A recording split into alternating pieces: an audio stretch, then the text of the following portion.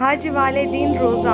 نبی پاک صلی اللہ علیہ وآلہ وسلم سے عرفہ 9 ذی الحج کے روزے کے بارے میں پوچھا گیا تو آپ صلی اللہ علیہ وآلہ وسلم نے فرمایا کہ یہ روزہ پچھلے 1 سال اور آنے والے 1 سال کے گناہوں کا کفارہ ہے۔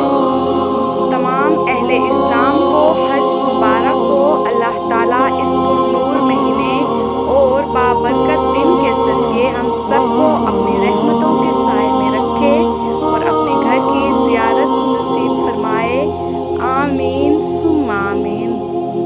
ذی الحج کے مقبول دن اور راتیں، ہر رات کا قیام شب قدر کے برابر ہے۔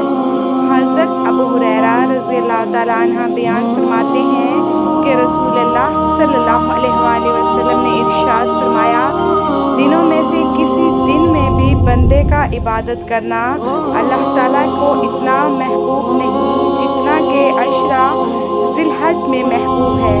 عشرہ کے ہر دن کا روزہ سال بھر کے روزوں کے برابر ہے اور اس کی ہر رات کا قیام شب قدر کے قیام کے برابر ہے۔